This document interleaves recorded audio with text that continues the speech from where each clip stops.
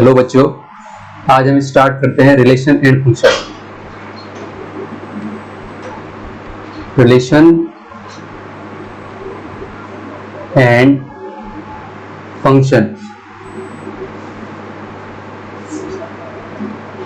लेकिन सबसे पहले रिलेशन एंड फंक्शन स्टार्ट होने से पहले में सेट का पता होना बहुत जरूरी है। ठीक है, जैसे सेट क्या होता है?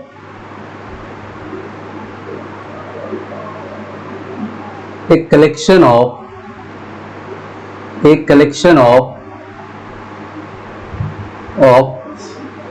well defined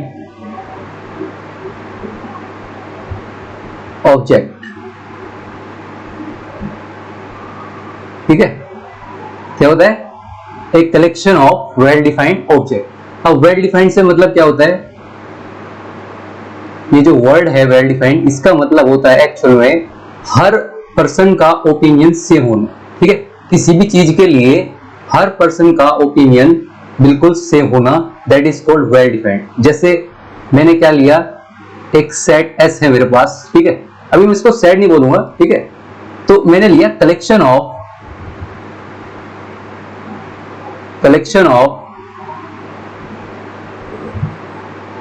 of all natural numbers। ठीक है, अब नेचुरल नंबर कहां से स्टार्ट होता है? सब लोग क्या बोलेंगे? 1 2 3 4 5। ठीक है, तो हर आदमी का क्या रहेगा इसमें? ओपिनियन सेम रहना। ठीक है, opinion same of all person, same opinion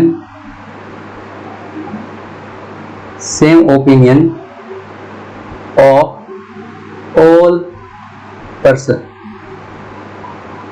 ठीक है, सभी पर्सन्स का जो ओपिनियन है वो सेम है। किस चीज के लिए? नेचुरल नंबर के लिए, नेचुरल नंबर के लिए। ठीक है, तो हम कह सकते हैं कि जो नेचुरल नंबर है, जो ये वर्ड नेचुरल नंबर है, दैट इज वेल डिफाइंड,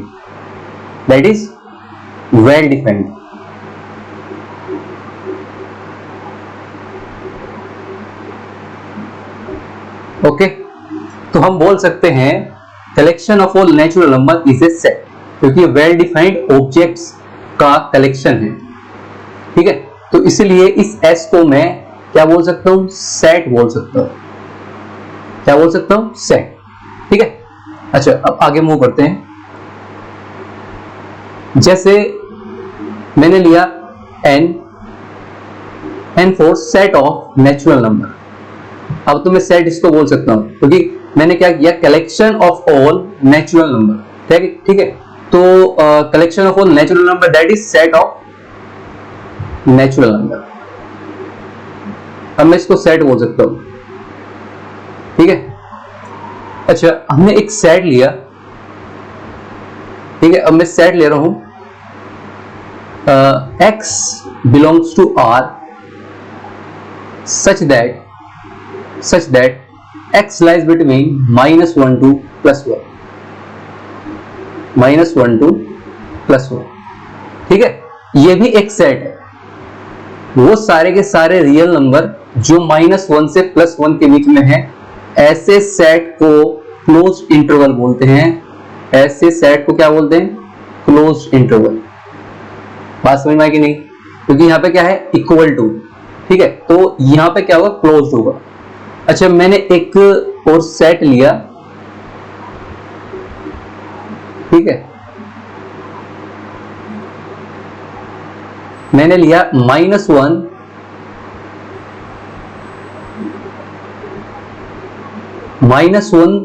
या -1 से बड़ा लेकिन 1 से छोटा, दैट इज, इसको मैं बोल सकता हूं -1 क्लोज्ड, वन साइड ओपन। ठीक है, एक सेट और है हमारे पास, x बिलोंग्स टू R, वो सारे के सारे रियल नंबर। ठीक है, जो -1 से बड़ा, 1 या 1 से छोटा, तो मैं इसको क्या बोल सकता हूं, इसको मैं बोल सकता हूं -1 ओपन, क्योंकि यहाँ पे क्या है, लेस देन है, ठीक है। और यहाँ पे क्या है भाई, देखो ध्यान से, यहाँ पे जो है 1 इंक्लूड है, तो 1 की साइड से क्या होगा, क्लोज होगा, ठीक है। तो ये क्या है, इंटरवल्स है, और इंटरवल्स भी क्या होते हैं, एक सेट होते हैं, ठीक है। एक मैंने लिया D,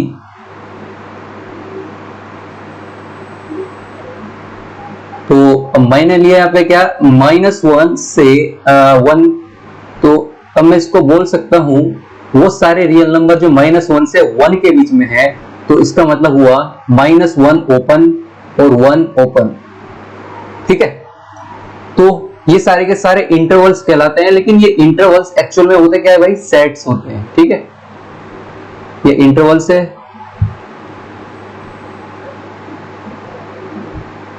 ठीक है, और इनको भी क्या बोलते हैं भाई, सेट्स बोलते हैं, ठीक है। ये मेरा जो है पूरा क्लोज्ड इंटरवल है, क्योंकि दोनों साइड से क्लोज्ड है, इसलिए इसको बोलते हैं भाई क्लोज्ड इंटरवल। बात समझ में आई ना बेटा, ठीक है। और इसको बोलते हैं, दोनों साइड से ओपन है, तो इसको क्या बोलेंगे, ओपन इंटरवल। क्या बोलेंगे, ओपन इंटरवल। ये मेरा ओपन इंटरवल है, ये मेरा क्लोज्ड इंटरवल है, ठीक है। अच्छा देखो, ये था हमारा सेट। अब क्या होता है, सब सेट की बारी। देखो सेट एक्चुअल में दो तरह का हम सेट फॉर्म लिख सकते हैं। एक तो होता है हमारा सिंपल सा, we can write set in two forms,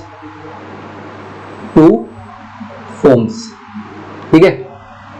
we can write set in two forms.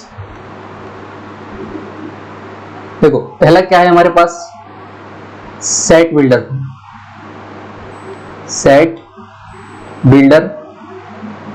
Form, ठीक है। और दूसरा है मेरा रोस्टर या टेबुलर फॉर्म, रोस्टर और टेबुलर फॉर्म। सेट्स को हम दो तरीके से लिख सकते हैं, एक तो रोस्टर टेबुलर फॉर्म है और एक सेट बिल्डर फॉर्म है। अब ये मैं बता रहा हूं, सबसे पहले रोस्टर फॉर्म होता क्या है एक्चुअल में। देखो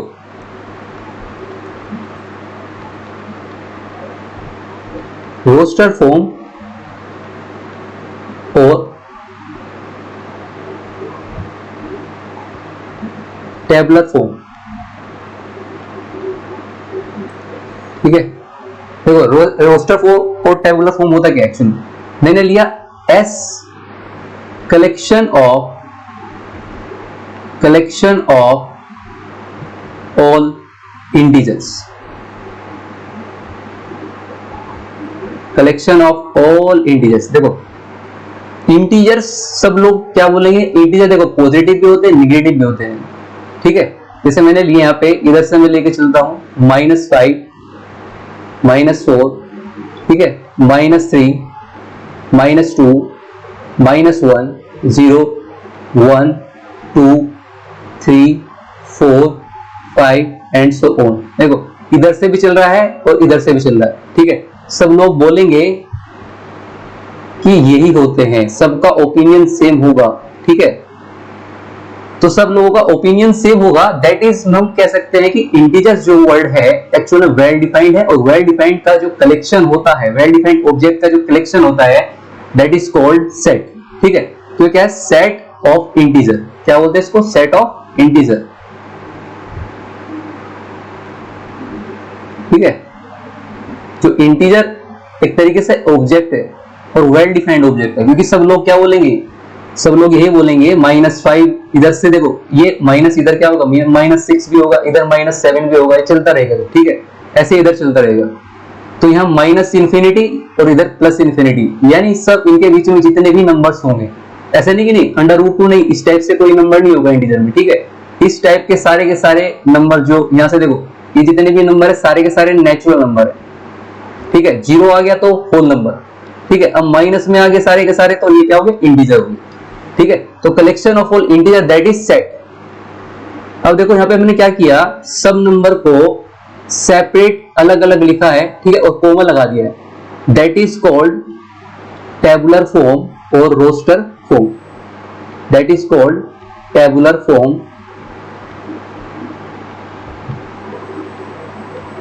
और रोस्टर फॉर्म. तो हम बोल सकते हैं इजीली कि भाई ये क्या होता है, टेबुलर फॉर्म और रोस्टर फॉर्म होता है इसका सेट्स का, ठीक है. अच्छा, दूसरी जो फॉर्म है उसको बोलते हैं set builder form. Set builder form.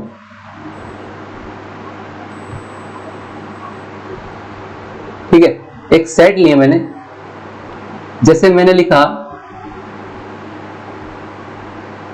Collection of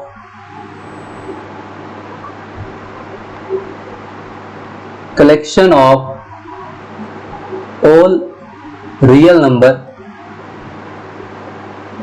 collection of all real number, ठीक है.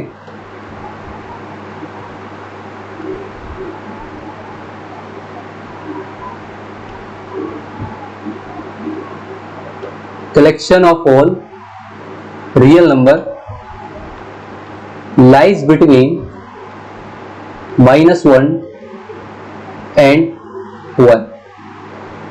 ठीक है, तो इसको हम कैसे लिखेंगे, इसको हम लिखेंगे देखो जरा इस तरीके से, वो सारे के सारे रियल नंबर जो -1 से +1 के बीच में है.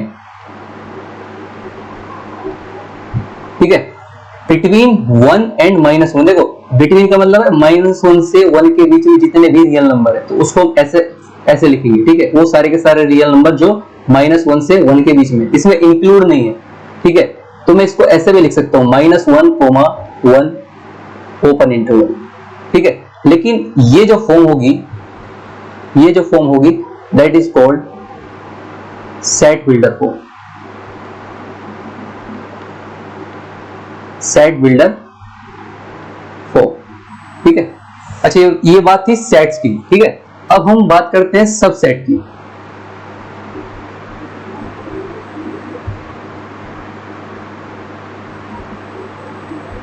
देखो दो सेट है मेरे पास, एक सेट ए है और एक सेट बी है. ठीक है, इसके मैंने कुछ एलिमेंट लिए 1, 2, 3, 4, और इसमें लिए मैंने 1, 2, 3. ठीक है, मैं अब किस सेट को सबसेट कहूंगा किसी दूसरे सेट का. देखो ध्यान से, इस सेट का हर एलिमेंट इस सेट के अंदर है, यानी बी सेट का हर एलिमेंट सेट ए के अंदर है, तो इसका मतलब मैं बोल सकता हूं कि B is a subset of A. ठीक है, set B is said to be set B is said to be subset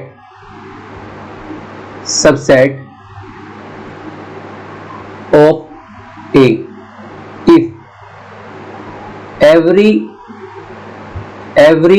element, देखो सेट के ये एलिमेंट होते हैं 1, 2, 3, जो ये 1, 2, 3 है ना, ये सारे के सारे क्या एलिमेंट है. ठीक है, every element of set B in set A, यानी B सेट का हर एलिमेंट सेट A में है, दैट इज मैं कह सकता हूं कि सेट B क्या होगा, सबसेट होगा. उसको डिनोट कैसे करेंगे, हम लिखेंगे किस टाइप से, वी कैन राइट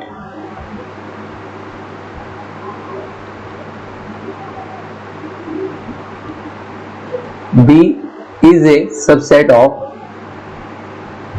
A. ये सबसेट का सिंबल है, सिंबल ऑफ सबसेट. ठीक है, देखो ध्यान से, एक बात और भी है, ये जो सेट B है एक्चुअल में प्रॉपर सबसेट है.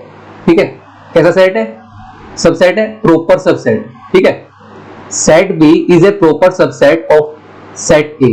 क्यों, क्योंकि देखो प्रॉपर सबसेट का मतलब होता है कि सेट बी का हर एलिमेंट सेट ए में है, लेकिन कम से कम एक एलिमेंट सेट ए का ऐसा होगा, कम से कम एक एलिमेंट जो सेट बी में नहीं होगा। तो मैं बोल सकता हूं इन अदर वर्ड्स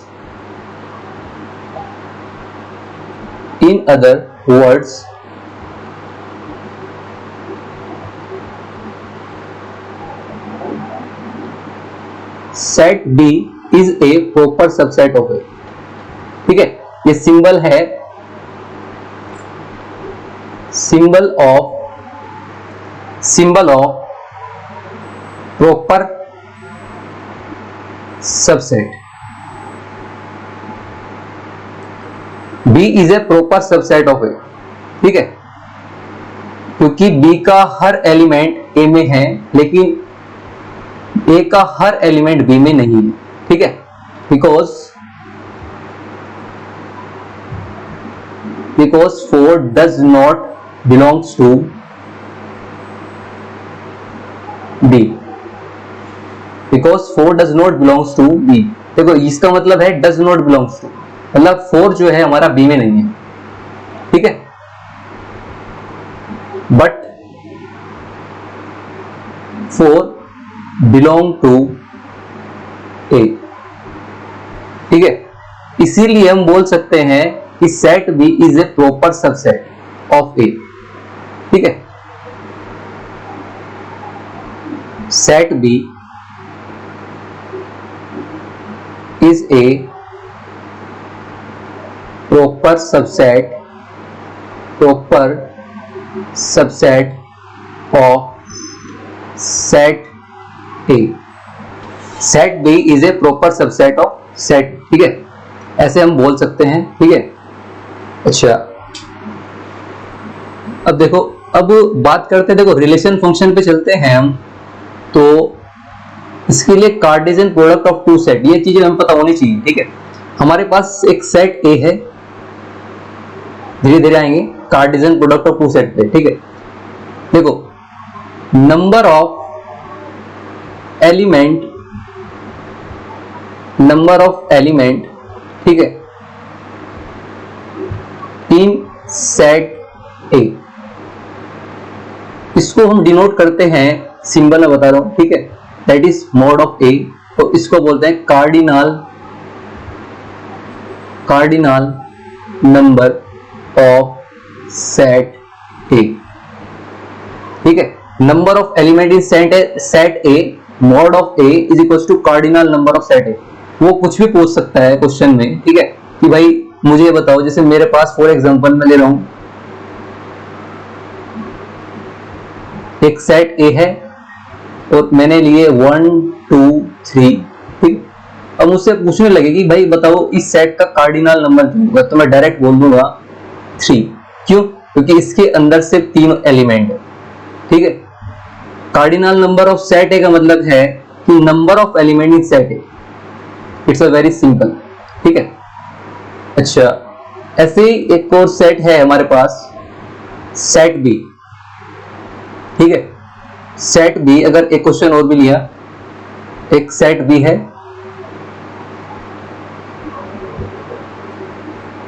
1 2 3 4, ये ऐसे चलता रहेगा। ठीक है, तो मुझसे पूछ लिया कि बताओ cardinal number of set B.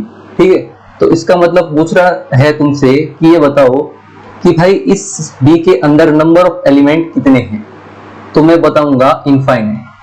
तो इस सेट का कार्डिनल नंबर कितना हुआ? इनफाइनाइट, क्योंकि क्या कर रहा है, रुक नहीं रहा है, स्टॉप नहीं हो रहा है। ठीक है, चलता जा रहा है और ये जा रहा है इनफाइनाइट तक। ठीक है, तो इसलिए सेट बी का जो कार्डिनल नंबर है, that is number of element in set B is equal to infinite. ठीक है, अच्छा अब बात करते हैं Cartesian product of two set. Cartesian product of two set, Cartesian product of two set. ठीक है, एक सेट ए है तो दूसरा सेट क्या है? बी। मैंने लिया, इसको हम कैसे लिखेंगे भाई, देखना जरा, इसको हम लिखेंगे A cross B, A comma B such that A belong करेगा ए में और बी बिलोंग करेगा बी में। ठीक है, यानी ए क्रॉस बी के अंदर जो एलिमेंट होंगे वो ऑर्डर्ड पेयर वाले होंगे। पहला एलिमेंट सेट ए से होगा, दूसरा जो एलिमेंट है वो सेट बी से होगा। तो A comma B that is ordered pair, इसको बोलते हैं ऑर्डर्ड पेयर। मैं एक एक शब्द बताऊंगा, हर चीज किस तरीके से हम इसको डिफाइन करेंगे, क्या चीज है, सब कुछ बताऊंगा। ठीक है, इसको बोलते हैं ऑर्डर्ड पेयर एक्चुअल। ठीक है, फर्स्ट जो एलिमेंट है वो फर्स्ट सेट से आएगा और जो सेकंड एलिमेंट है वो सेकंड सेट से आएगा। ठीक है, तो इसके अंदर जो एलिमेंट होंगे वो इस टाइप के होंगे। बात समझ में आएगी नहीं? ठीक है, जैसे मैं एग्जांपल ले रहा हूं भाई, मैंने लिया एक सेट ए, उसके पास सिर्फ 3 एलिमेंट है 1 2 3। एक सेट बी है, उसके पास 2 एलिमेंट है ए कोमा बी। ठीक है, तो हम क्या काम करते हैं, ए क्रॉस बी, इसके पास जो एलिमेंट होंगे वो क्या होंगे भाई 1 कोमा ए। ठीक है, 1 कोमा बी। ठीक है, अब देखो 1 कोमा ए, पहला जो एलिमेंट है वो कहां से आएगा भाई, सेट ए से आएगा, और जो दूसरा एलिमेंट है वो कहां से आएगा, दूसरे सेट से आएगा। ठीक है, ऑर्डर्ड पेयर के अंदर। अब देखो 1 के साथ में 1 का ए और 1 के साथ में बी। ठीक है, फिर ऐसे दूसरे वाले के साथ में लेंगे भाई 2 का ए 2 कोमा बी। ठीक है, ऐसे हम लेंगे यहां पे 3 कोमा ए और 3 कोमा बी।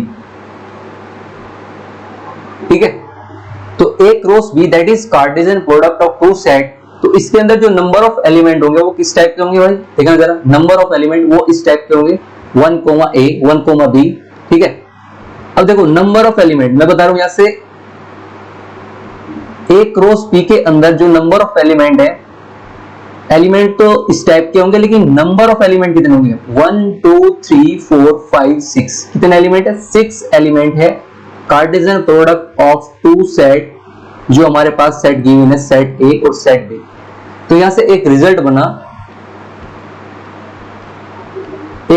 बना यहां से कि अगर सेट ए में n एलिमेंट है और सेट बी में m एलिमेंट है, तो if then,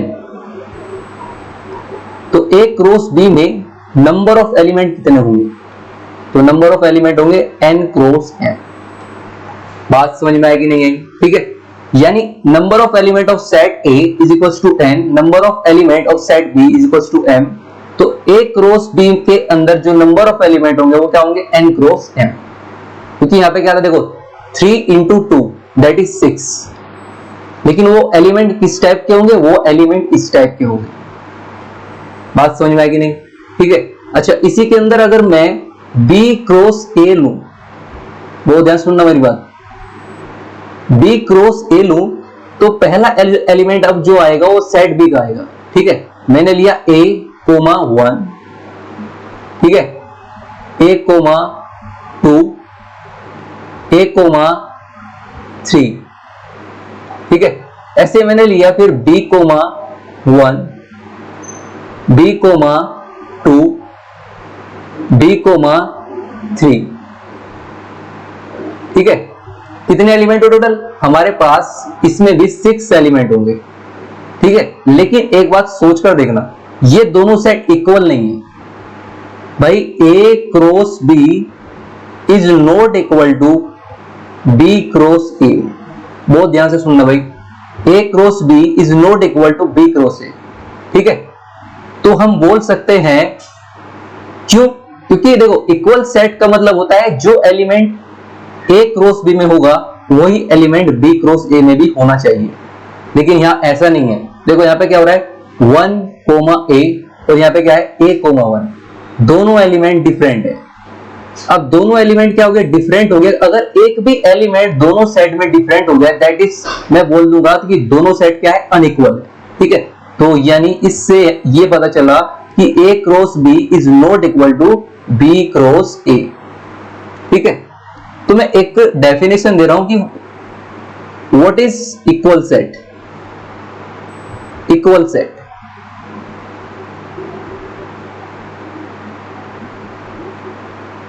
दो सेट इक्वल कब होंगे? देखो, जो भी एलिमेंट सेट ए में होगा वही एलिमेंट सेट बी में भी होना चाहिए। जैसे मैंने लिया यहां पे सेट ए, मैंने लिया 1 2 3 4, तो सेट बी के अंदर भी सेम एलिमेंट होने चाहिए 4 2 3 1। यहां ऑर्डर मैटर नहीं करता है भाई, देखा ना जरा, मेरी बात सुनना, सेट के अंदर ऑर्डर यहां पे मैटर नहीं करता है, ठीक है, कुछ भी हो, बस ये जो फॉर्म लिखी है हमने, कौन सी फॉर्म है? रोस्टर फॉर्म है, ठीक है। अब देखो यहाँ पे, यहाँ 1 1 है कि नहीं सेट ए में, और सेट बी में क्या है 1 है कि नहीं, ऐसे 2 2 3 3 4 4, दोनों सेट में सेम एलिमेंट है, इसका मतलब दोनों सेट इक्वल सेट है। लेकिन यहाँ पे कुछ ऐसा नहीं था, यहाँ ए क्रॉस बी के अंदर एलिमेंट ये अलग है, ये अलग है, ठीक है, तो इसलिए ये दोनों के दोनों ए क्रॉस बी कभी बी क्रॉस ए के इक्वल नहीं हो सकता है। बात समझ में आई कि नहीं है? ठीक है, तो इक्वल सेट कब होंगे? इक्वल सेट तभी होंगे जब दोनों सेट के अंदर नंबर ऑफ एलिमेंट क्या होंगे, नंबर ऑफ एलिमेंट सॉरी, जो एलिमेंट है वो सेम होंगे, ठीक है, 1 2 3 4, और यहाँ पे 1 2 3 4, ठीक है। अच्छा, इसमें एक आता है equivalent set, equivalent set. Equivalent set का मतलब क्या होता है? देखो ध्यान से, ये सेट इक्विवेलेंट है बी के, ठीक है। अच्छा, कब मैं कहूंगा number of element, number of element यदि ऐसा है, number of element in set A is equal to number of element in set B. बात समझ में आ रही कि नहीं? ठीक है, सेट ए के अंदर नंबर ऑफ एलिमेंट और सेट बी के अंदर नंबर ऑफ एलिमेंट सेम होने चाहिए। जैसे एक एग्जांपल ले रहा हूं मैं, ठीक है, मैंने लिया सेट ए और यहां पे लिया मैंने 1 2 3 4, और दूसरा लिया मैंने ए बी सी डी। अच्छा, इसका कार्डिनल नंबर क्या होगा? That is number of element in set A 4, number of element in set B 4, so we can say set A and B both are equivalent। दोनों के दोनों जो set है वो इक्विवेलेंट सेट। बात समझ में आएगी नहीं? ठीक है, तो यहां पे इक्वल सेट के अंदर और इक्विवेलेंट सेट के अंदर ये डिफरेंस है। इक्वल सेट के अंदर हमें पता होना चाहिए कि दोनों के अंदर दोनों सेट में सेम एलिमेंट होना चाहिए, ठीक है, लेकिन इक्विवेलेंट के अंदर नंबर ऑफ एलिमेंट सेम होना चाहिए, ठीक है। मतलब एक तरीके से हम बोल सकते हैं, अगर कार्डिनल नंबर दोनों सेट का सेम है तो we can say both are equivalent set. But अगर दोनों सेट में सेम एलिमेंट है तो हम बोलेंगे दोनों सेट हमारे इक्वल सेट, ठीक है। तो हमने एक रिजल्ट यहां से भी देखा कि भाई A cross B is not equal to B cross A, यहां से एक रिजल्ट देख लिया हमने, ठीक है। अच्छा, अब बात करते हैं देखो रिलेशन की। अब मेन टॉपिक आता है हमारा रिलेशन। रिलेशन होता क्या है actually? Relation from A to B, every subset, बहुत ही सिंपल डेफिनेशन है, every सबसेट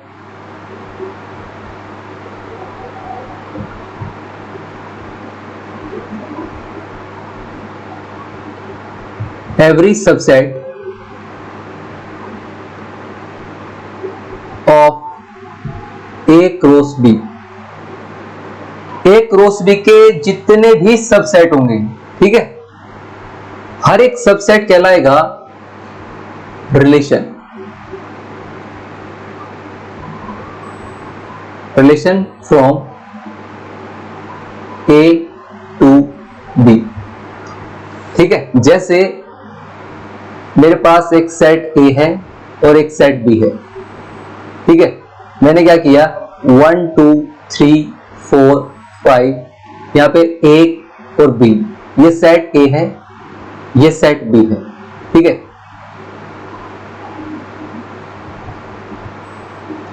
मेरी बात बहुत ध्यान से देखना भाई, सॉरी सुनना,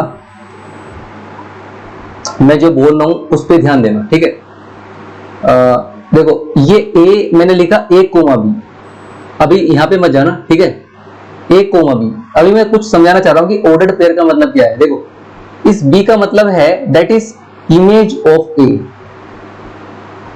इमेज ऑफ ए, इस ए एलिमेंट की इमेज है बी।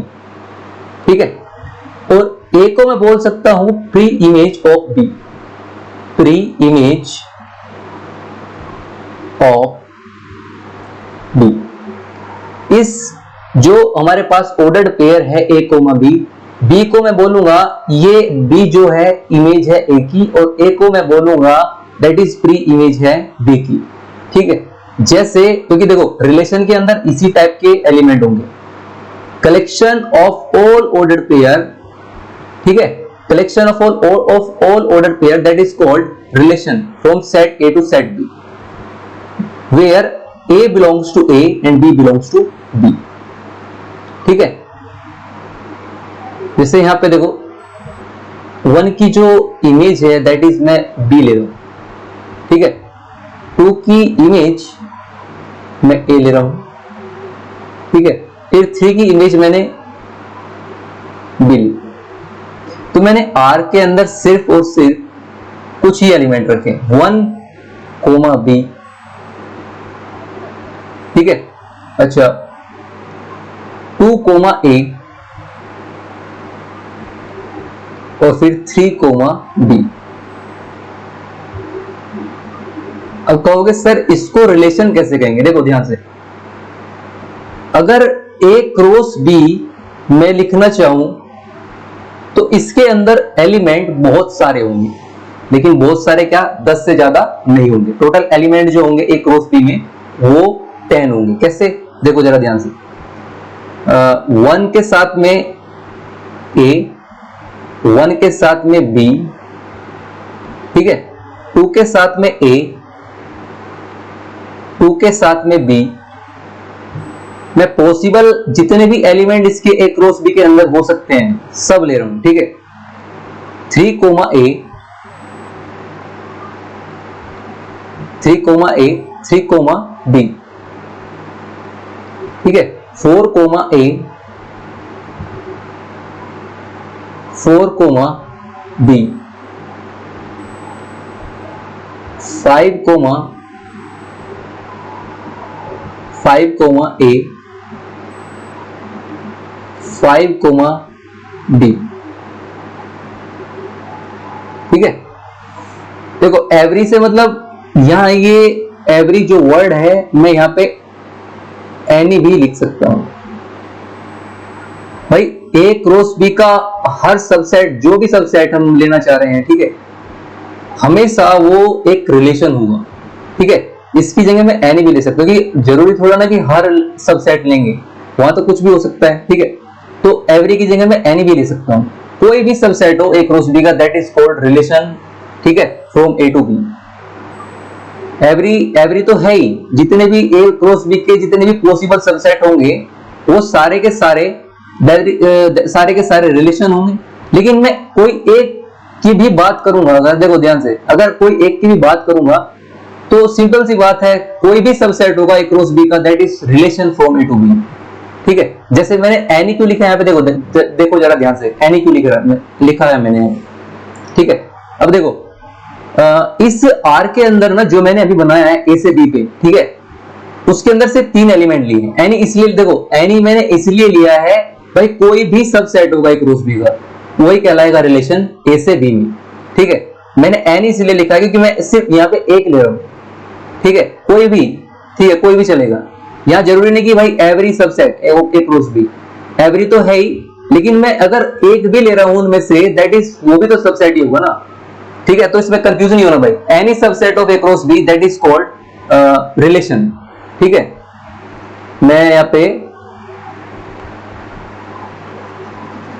एवरी को हटा के एनी लिख रहा हूं, ठीक है, कोई भी सबसेट होगा,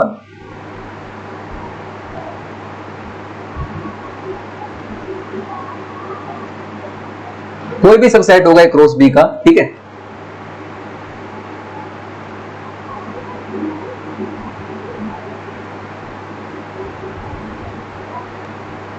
अच्छा देखो, यहाँ पे अब क्या हो रहा है, अगर मैं आर में जाता हूं, देखो 1 कोमा बी इसके अंदर भी है, ठीक है, 2 कोमा ए इसके अंदर भी है, 2 कोमा ए ये देखो, ठीक है, 3 कोमा बी ये रहा, ठीक है।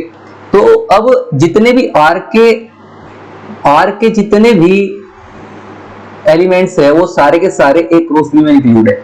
तो मैं कह सकता हूं R is a subset of A cross B. अच्छा, अब क्वेश्चन आता है कि आर कैसा सबसेट है। भाई अगर मैं बात करूं ना, तो ये आर जो है हमारा प्रॉपर सबसेट है, क्योंकि देखो ए क्रॉस बी के अंदर 10 एलिमेंट है, अब 7 एलिमेंट ऐसे हैं जो आर में नहीं है, इसलिए मैं बोल रहा हूं कि आर जो होगा that is proper subset, proper subset इसके हिसाब से जो मैंने बनाया अभी, ठीक है, लेकिन है तो सबसेट ही ना। तो इसलिए ए क्रॉस बी का जो भी सबसेट होगा that is called relation from A to B. तो इसको मैं बोल सकता हूं भाई ये एक रिलेशन है, relation from A to B, ठीक है। बात समझ में आया कि नहीं? अब देखो इसकी दूसरी डेफिनेशन क्या है भाई, रिलेशन की दूसरी डेफिनेशन क्या है, ठीक है।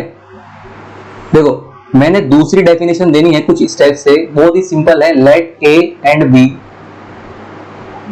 बी एनी टू सेट्स, ठीक है, let A and B any two sets, ठीक है। तो अब देखो यहां पे, अब जो यहां पे आर में ले रहा हूं, R is a relation from A to B, ठीक है। If R is the collection of ordered pair,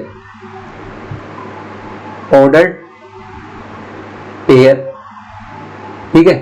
ordered pair किस टाइप के, ए कोमा बी, कुछ इस तरीके का, ठीक है, ए कोमा बी, इस तरह का जो भी कलेक्शन होगा, where a belongs to A and b belongs to B, ठीक है। Collection of all ordered pair, all जरूरी नहीं है, ठीक है, collection of ordered pair a comma b where a belongs to A and b belongs to B, ordered pair का collection.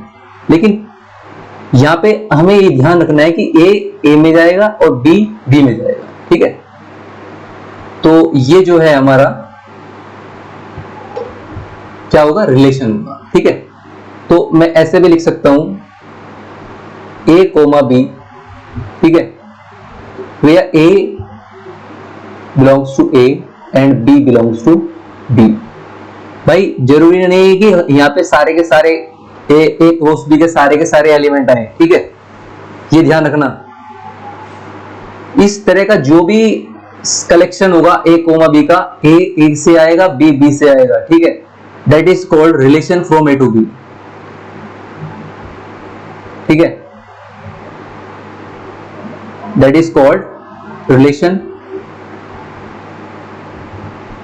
From A to B, ठीक है। ए से बी में ये एक रिलेशन होगा, क्योंकि ये क्या होगा एक्चुअल में, ये एक सबसेट होगा इसका, ए क्रॉस बी का, ठीक है। ए क्रॉस बी के जरूरी नहीं है कि सारे के सारे एलिमेंट आर में हो। अगर ऐसा हो गया तो आर ही क्या बन जाएगा भाई साहब, ए क्रॉस बी बन जाएगा। और ऐसे को बोलते हैं यूनिवर्सल रिलेशन। क्या बोलते हैं भाई, यूनिवर्सल रिलेशन। एक वर्ड आता है यूनिवर्सल रिलेशन। अगर पूरा आर ही ए क्रॉस बी हो गया तो फिर इससे बड़ा कोई रिलेशन नहीं होगा, ठीक है। तो ऐसे रिलेशन को बोलते हैं यूनिवर्सल रिलेशन।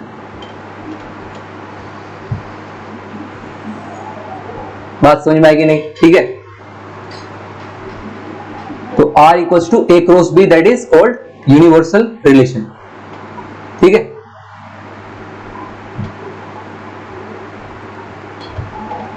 अच्छा, एक होता है इसमें ये एक एक्चुअल में टाइप है, जो यूनिवर्सल रिलेशन बताया है ये एक एक्चुअल में क्या है, टाइप। तो इसीलिए बोला है कि कोई भी सबसेट होगा, प्रॉपर सबसेट जो ए क्रॉस बी का होगा, दैट इज कॉल्ड, उसको बोलते हैं relation from A to B, ठीक है। कोई भी सबसेट होगा। अब बात करते, देखो एम्प्टी एक टाइप्स ऑफ रिलेशन में आता है। टाइप्स ऑफ रिलेशन,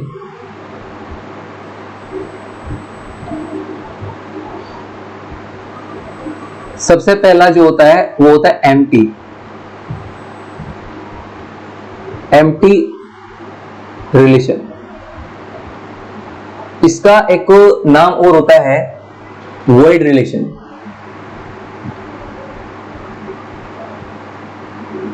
और एक होता है यहां पे नल relation.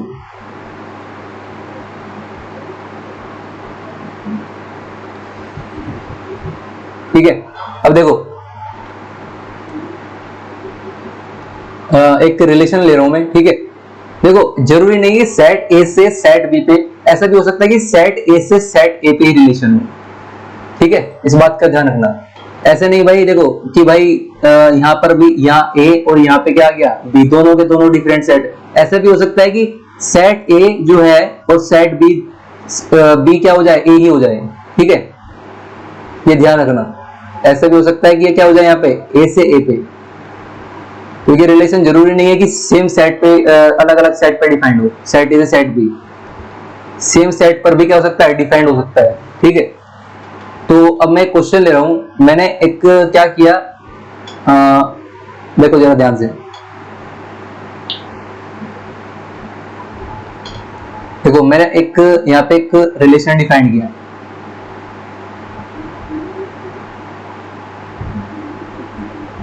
x belongs to r, ठीक है।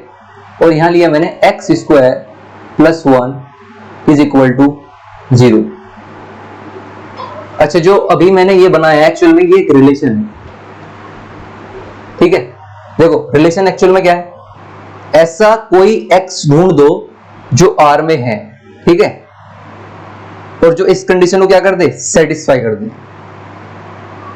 अच्छा, इसके अंदर कोई एलिमेंट ऐसा है जो इस कंडीशन को क्या कर दे, सेटिस्फाई कर दे, तो इसके अंदर कोई भी ऐसा एलिमेंट नहीं है, ठीक है। यानी मैं बोल सकता हूं ये क्या है भाई, ये नल सेट है।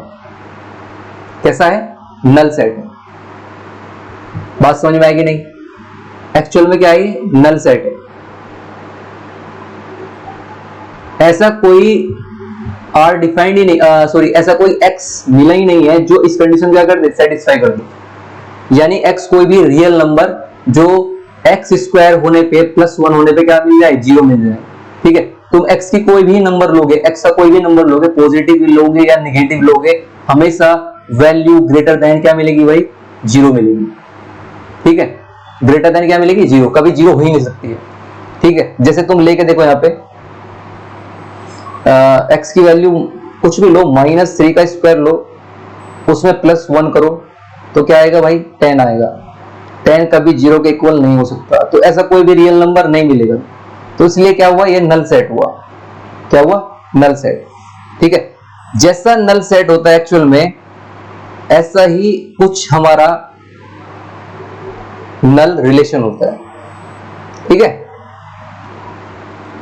देखो ध्यान से, अभी कुछ मैं ये जो एक्चुअल में ये सेट है, इसको बोलते हैं नल सेट या एम्प्टी सेट या वॉइड सेट। ऐसे कुछ कुछ हमारा क्या होता है भाई, ऐसे हमारा कुछ होता है यहाँ पे एम्प्टी रिलेशन, वॉइड रिलेशन और नल रिलेशन, ठीक है। देखो ध्यान से भाई,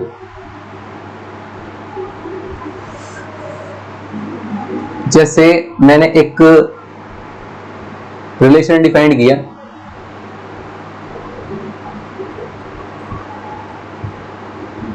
ठीक है, एक सेट ए है, एक सेट बी है, 1 2 3 4, ठीक है। फिर मैंने यहां पे लिया 1 2 3 4, सॉरी यहां 4 आएगा,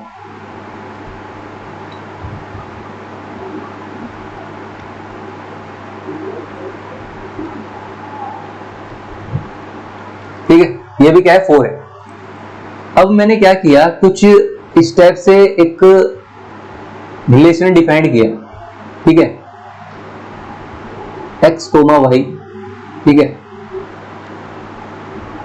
x belongs to A and y belongs to B, ठीक है। और एक रिलेशन यहां पे कुछ ऐसा डिफाइंड किया,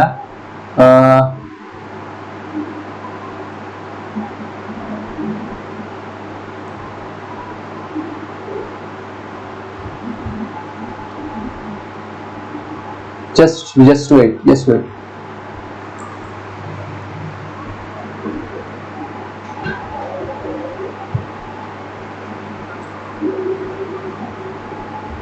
T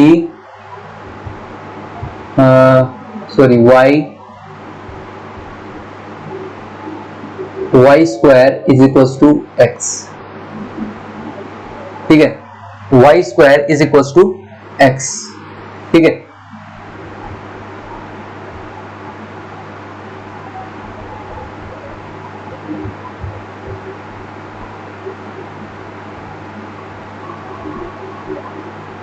इज इक्वल टू ना लेके यहाँ पे हम कुछ और ले रहे हैं, ठीक है, ग्रेटर देन कर लो, ग्रेटर देन कर लो, ठीक है।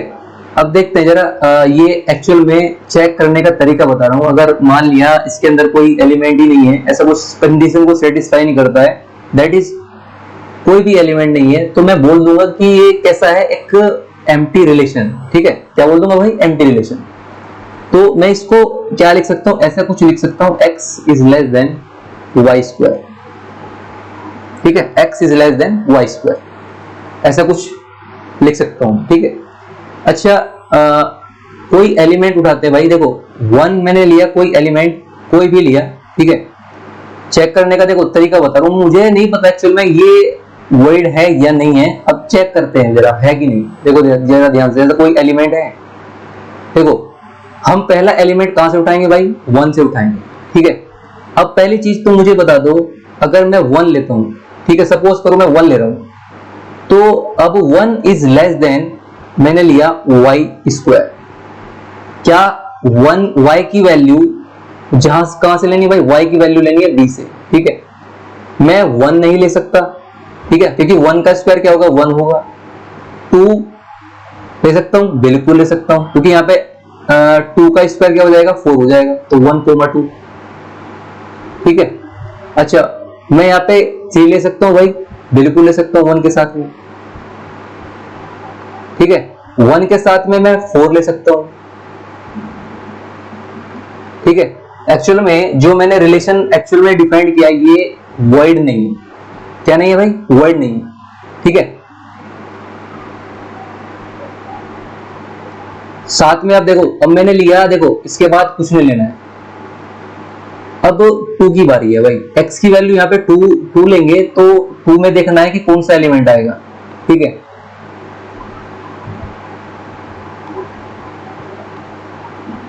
तो चेक करने का एक्चुअल में तरीका बता रहा हूं, जरूरी नहीं है कि भाई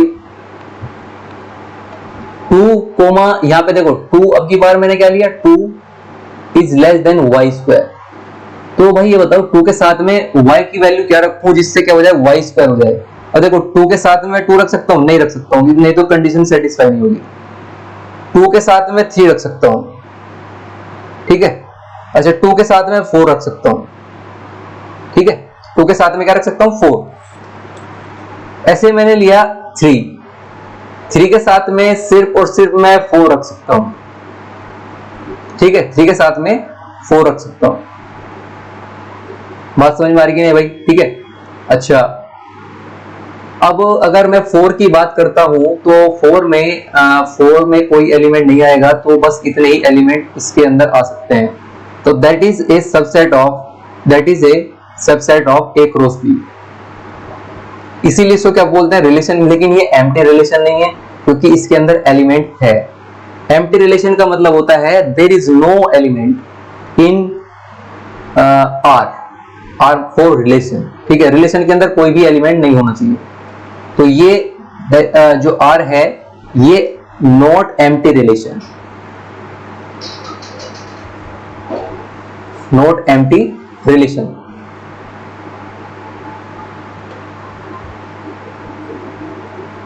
इसको बोलते हैं क्या?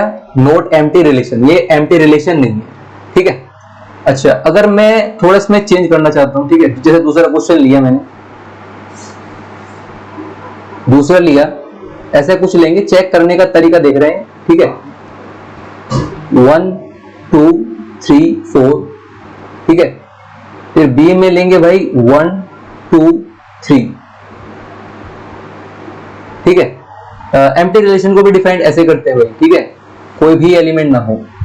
तो अब देखते हैं भाई, ऐसे ही एक आर बनाते हैं यहां पे, x, y, ठीक है, और x square is greater than, अब की बार y ले रहे हैं, ठीक है, where x belongs to a and y belongs to b। ठीक है। अच्छा, अब की बार देखते जरा, इसके अंदर कौन कौन से एलिमेंट पॉसिबल है। अगर नहीं है, अगर कोई एलिमेंट पॉसिबल, तो इसका मतलब ये क्या हो जाएगा? वॉइड रिलेशन हो जाएगा। ठीक है। तो अब यहां रखते हैं भाई x की वैल्यू 1, ठीक है। अगर मैं x की वैल्यू 1 रख रहा हूं, तो फिर मुझे क्या रखना पड़ेगा भाई? ऐसा कोई पॉसिबल है y? ठीक है, ऐसे तो कोई y पॉसिबल ही नहीं है जो 1 से कम हो। ठीक है, तो यानी 1 तो लेना ही लेना मुझे। ठीक है, तो 1 तो मैं नहीं ले सकता हूं। तो अब स्टार्ट करते हैं भाई किससे? 2 से। 1 के साथ में कोई भी ऑर्डर्ड पेयर नहीं बनेगा। ठीक है, तो अब स्टार्ट करेंगे 2 से। x की वैल्यू मैं 2 लूंगा भाई, तो 2, अगर x की वैल्यू 2 ली तो 2 इसका स्क्वायर क्या होगा? 4। ठीक है, तो अब y इज लेस देन क्या होना चाहिए भाई? 4 होना चाहिए। यानी मैं बोल सकता हूं 2 के साथ में सारे के सारे एलिमेंट होंगे। ठीक है, यानी 2 के साथ में सारे के सारे इन द सेंस, मतलब देखो जरा यहाँ पे y कहां से बिलोंग कर रहा है? b से। 2,1 भी आएगा भाई, 2,2 भी आएगा, ठीक है, और 2,3 भी आएगा। ठीक है, तो जरा देखो यहाँ पे 2 का स्क्वायर, और यहाँ फिर क्या आ जाएगा? 1। ये भी सही है, ये भी सही है, और ये भी सही है। ठीक है। अच्छा, बात करते हैं यहाँ पे 3 की। अब बात करते हैं भाई 3 की। तो अब देखो जरा यहाँ पे x की वैल्यू में 3 लूंगा, तो x का स्क्वायर करेंगे तो क्या आएगा? 9 आएगा। ठीक है, तो ये हो जाएगा मेरा 9। y इज लेस देन 9, सारे के सारे एलिमेंट आएंगे। 3 के साथ में भी क्या आएंगे भाई? 3 के साथ में 1 आएगा, ठीक है, 3 के साथ में 2 आएगा, और 3 के साथ में 3 भी आएगा। ठीक है, 3 के साथ में 3 भी आएगा। ठीक है।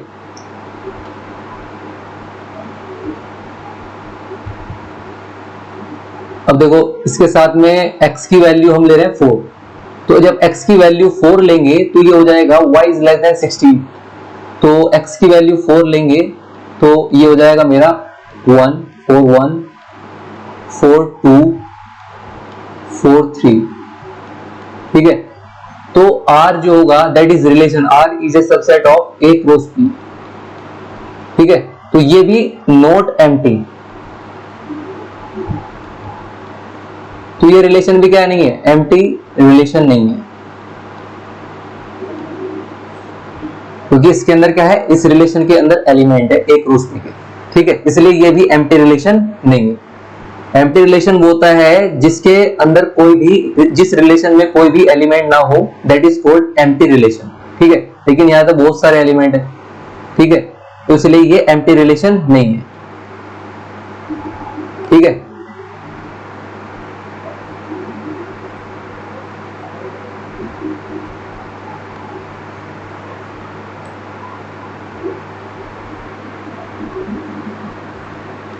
अच्छा, एक यूनिवर्सल रिलेशन हमने बता ही दिया है। ठीक है,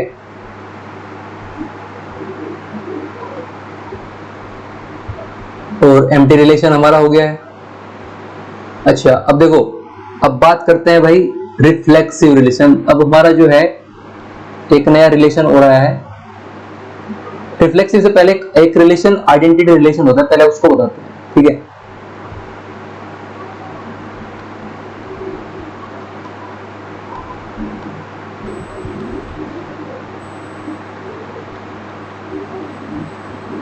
आइडेंटिटी रिलेशन। देखो, आइडेंटिटी रिलेशन का मतलब ये है, देखो ये जो रिलेशन अब मैं डिफाइन करूंगा किसी एक सेट से उसी सेम सेट पे करूंगा। ठीक है, जैसे मान लिया मैंने कोई सेट ए लिया तो दूसरी साइड भी सेट ए ही लूंगा।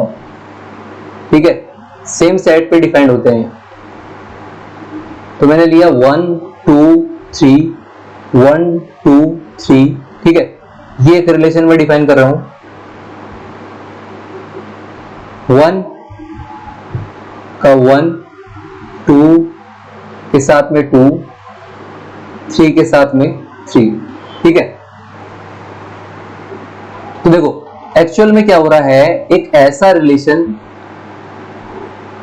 जो सिर्फ और सिर्फ 1 की इमेज, मतलब हम बोल सकते हैं सेल्फ रिलेटेड एलिमेंट। ठीक है, जैसे मैंने लिया 1 की इमेज क्या है 1, 2 की इमेज क्या है 2, 3 की इमेज क्या है 3। ठीक है, अभी मैं बताऊंगा थोड़ा, पहले वैसे एग्जांपल लेके बता रहा हूं। 1, 1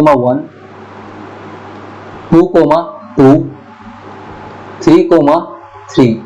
ठीक है, अगर सेट ए में सिर्फ 3 element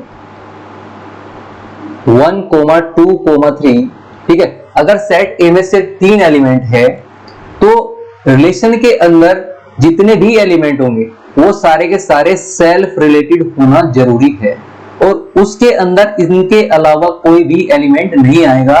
that is called identity relation. ठीक है, जैसे हम लिखते हैं ना, यहाँ पे देखो ए comma B. A comma B का मतलब क्या है, सिंपल है कि ए रिलेटेड है किससे भाई, बी से। ए इज रिलेटेड टू बी। ठीक है, अगर ऐसा है इसका मतलब क्या हो गया, ये एक एलिमेंट है ए क्रॉस बी का। ठीक है, कोडेड पेयर को हमेशा ऐसे ही लिखते हैं कि ए इज रिलेटेड टू बी, इसमें रिलेशन के अंदर। ठीक है, तो अगर मैं बात करूं इसकी, तो आइडेंटिटी रिलेशन की, तो ए इज रिलेटेड टू ए, इसके अंदर सारे के सारे एलिमेंट सेल्फ रिलेटेड होना जरूरी है, और इसके अलावा कोई भी एलिमेंट इसके अंदर नहीं आएगा, रिलेशन में नहीं आएगा। रिलेशन के अंदर वही एलिमेंट आएंगे जो सेल्फ रिलेटेड होंगे। That is called identity relation. तो आर, रिलेशन आर, मैं एक डेफिनेशन लिख रहा हूं कि relation R is said to be, relation R is said to be identity relation, identity relation. ठीक है, from A to A, if every element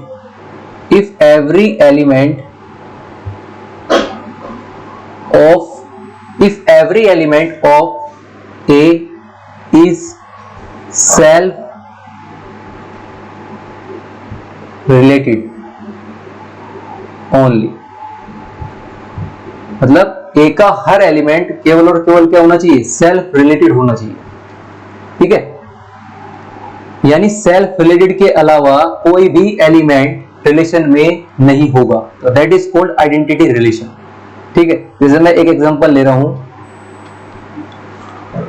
set ए के अंदर 4 एलिमेंट है 1, 2, 3, 4, तो आर के अंदर 1, 1, आर के अंदर 1,1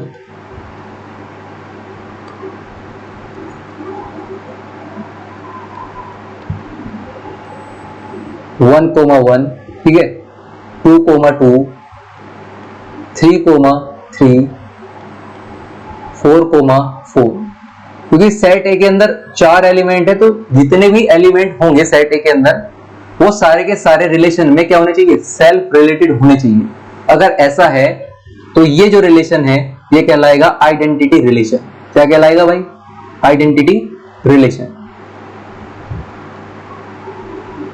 फ्रॉम ए टू ए। बात समझ में आएगी नहीं, ठीक है, बहुत ही सिंपल है। अब अगला है रिफ्लेक्सिव रिलेशन, ठीक है, reflexive relation.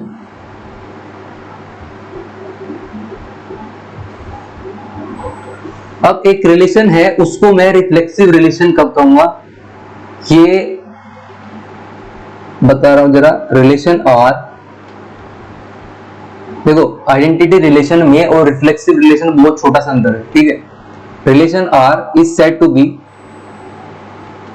Relation R is said to be reflexive relation, reflexive relation if एक रिलेशन आर है उसको हम क्या कहेंगे, रिफ्लेक्सिव रिलेशन। और मैं बोल रहा हूं कि किसी सेट ए पे, ठीक है, सेट जो रिलेशन है वो किसी सेट ए पे डिपेंड है, तो ए से ए पे, ठीक है। तो इफ एवरी एलिमेंट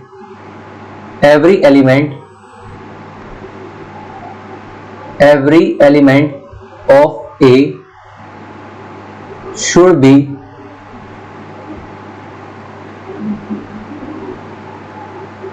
या मैं कह सकता हूं will be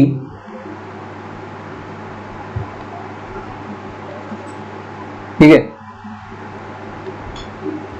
every element of A is self related, is self related, ठीक है, ये रिलेटेड है भाई, ठीक है। Every element of A is self related, यहाँ पे ओनली नहीं आएगा, ठीक है।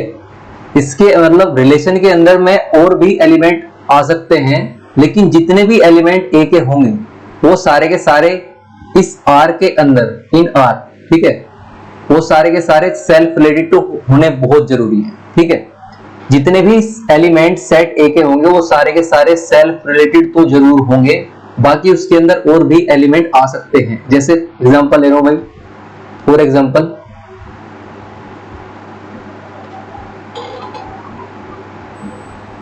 एक सेट ए लिया 1 2 3, ठीक है। अब मैंने एक रिलेशन डिफाइन किया, उसके अंदर क्या है 1,1 1,2 2,2 3,3, ठीक है।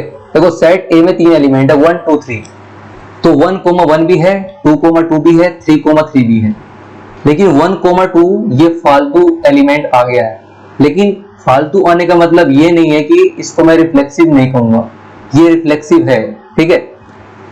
सेल्फ रिलेटेड के अलावा और भी एलिमेंट आ सकता है रिलेशन के अंदर, ठीक है। ऐसे रिलेशन को बोलते हैं रिफ्लेक्सिव रिलेशन, ठीक है। तो ये जो आर है हमारा, ये है हमारा रिफ्लेक्सिव रिलेशन, रिफ्लेक्सिव रिलेशन। अगर रिलेशन के अंदर सिर्फ और सिर्फ सेल्फ रिलेटेड एलिमेंट है, that is relation called identity relation, ठीक है। लेकिन अगर सेल्फ रिलेटेड एलिमेंट होने के बावजूद सारे के सारे सेल्फ रिलेटेड है और उसमें कुछ और भी एलिमेंट है, तो ऐसे रिलेशन को बोलेंगे रिफ्लेक्सिव रिलेशन, ठीक है। बात समझ में आएगी नहीं भाई?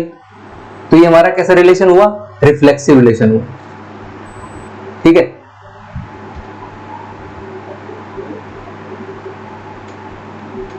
जैसे हमने बोला यहाँ पे ये एवरी एलिमेंट ऑफ ए, ठीक है, is self related, only in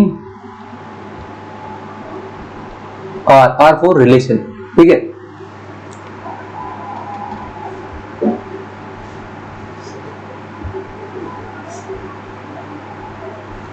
देखो अब मुझे बताओ जरा, एक सेट भी है कि कौन सा आइडेंटिटी होगा और कौन सा रिफ्लेक्सिव होगा।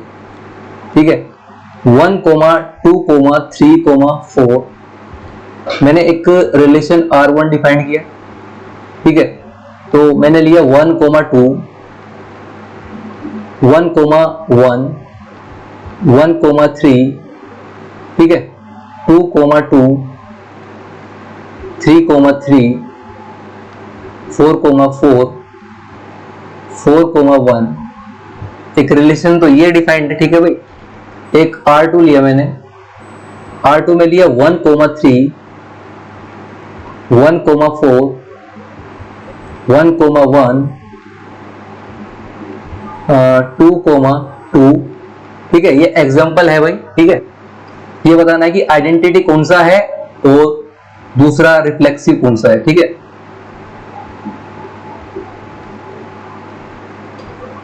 अब R3 है हमारे पास 1, 1, 2, 2, ठीक है, 3, 3, 4, 4,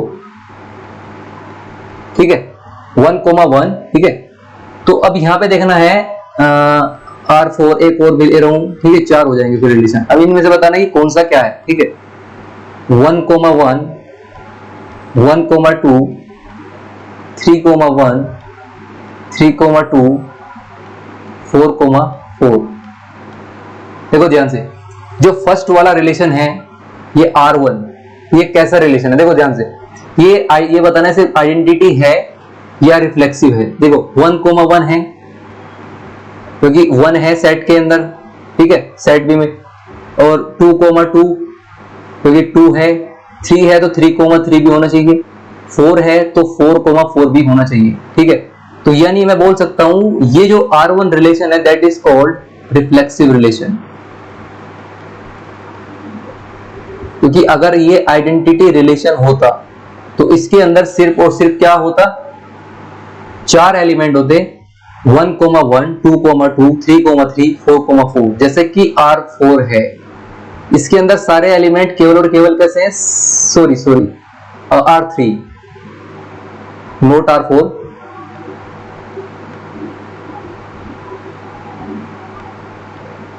ओके, R3 जो है ये हमारा आइडेंटिटी रिलेशन है।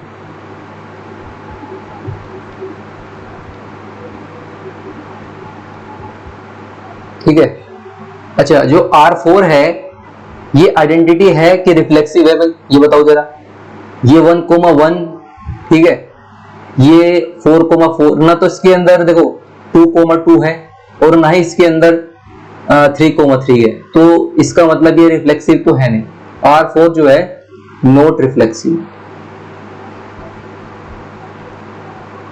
Not reflexive. और ये साथ में एंड ना ही ये आइडेंटिटी रिलेशन।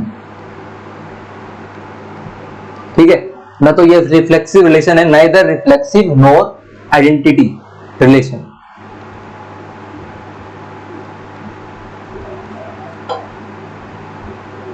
ठीक है,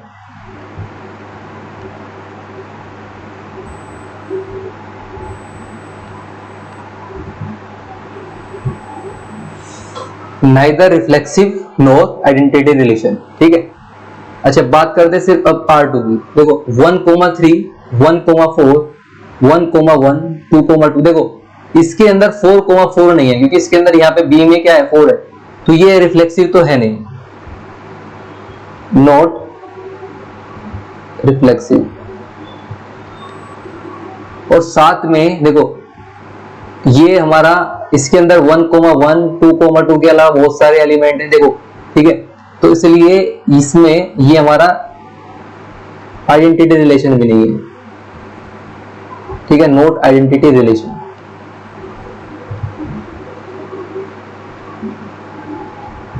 ठीक है, तो ये पहचान है कि कौन सा रिलेशन हमारा रिफ्लेक्सिव होगा और कौन सा रिलेशन हमारा आइडेंटिटी रिलेशन होगा। ठीक है, उससे पहले हमने एम्प्टी और यूनिवर्सल रिलेशन पढ़ लिया है। देखो अब बात करते हैं सिमेट्रिक रिलेशन। ठीक है, सिमेट्रिक रिलेशन क्या होता है भाई? सिमेट्रिक रिलेशन होता है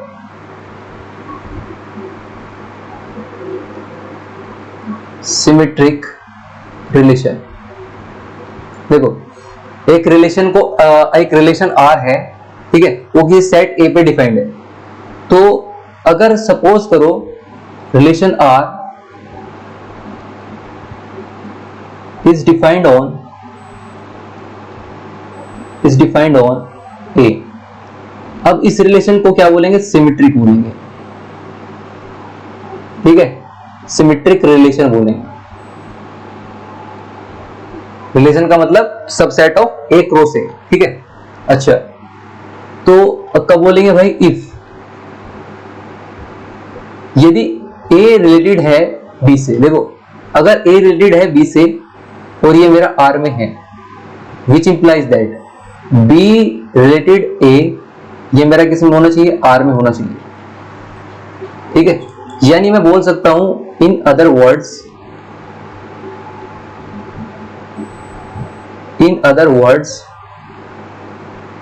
A, B belongs to R। ठीक है, which implies that B, A belongs to R for every A, B belongs to set A belongs to set A। यानी जितने भी एलिमेंट होंगे हमारे A, B जो भी हमारे सेट के अंदर होंगे, अगर A, B R में होगा तो B, A भी R में होना चाहिए, अदरवाइज वो सिमेट्रिक नहीं होगा। ठीक है, जैसे मैंने एक एग्जांपल लिया। ठीक है, 1, 2, 3। ठीक है, मैंने इस A पे एक रिलेशन डिफाइन किया। ठीक है, R मैंने लिया 1, 1। ठीक है, 1, 2, 2, 1। ठीक है, 3, 1, 1, 3। ठीक है, और एक ये R1 लिया और एक R2 लिया। R2 कुछ इस टाइप से लिया 1, 2, 2, 1। ठीक है, 3, 2, 2, 3। ठीक है, अब देखो ध्यान से, अगर 1, 1 है, ठीक है, तो इसका उल्टा भी क्या होगा? 1, 1 होगा। तो ये R में है, R1 में है। 1, 2 R1 में है। ठीक है, तो इसका उल्टा 2, 1 भी क्या होना चाहिए? R में होना चाहिए, जो कि है। बिल्कुल सही बात है। 3, 1 है R1 में, तो इसका मतलब 1, 3 भी R1 में होना चाहिए। इसका मतलब ये क्या है भाई? ये हमारा सिमेट्रिक रिलेशन। ठीक है, सिमेट्रिक रिलेशन। ठीक है, अब बात करते हैं इसकी भाई। देखो जरा 1, 2, तो 1, 2 का उल्टा क्या होगा भाई? 2, 1। बिल्कुल सही है। 1, 2 R2 में है, तो 2, 1 भी R2 में है। इसका मतलब यहां तक तो सही है। देखते हैं आगे भाई। 3, 2 और यहाँ पे क्या होगा? दूसरा इसका उल्टा 2, 3, तो ये भी इसके अंदर है। इसका मतलब ये भी क्या है भाई? सिमेट्रिक रिलेशन है। ठीक है, सिमेट्रिक रिलेशन।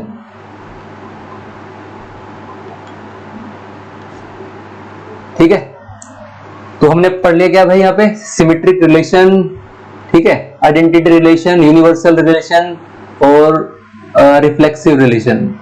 ये हमने 5 रिलेशन पढ़ चुके। ठीक है, अब इसके आगे हम आगे कंटिन्यू करेंगे। ठीक है, ओके, बाय बाय।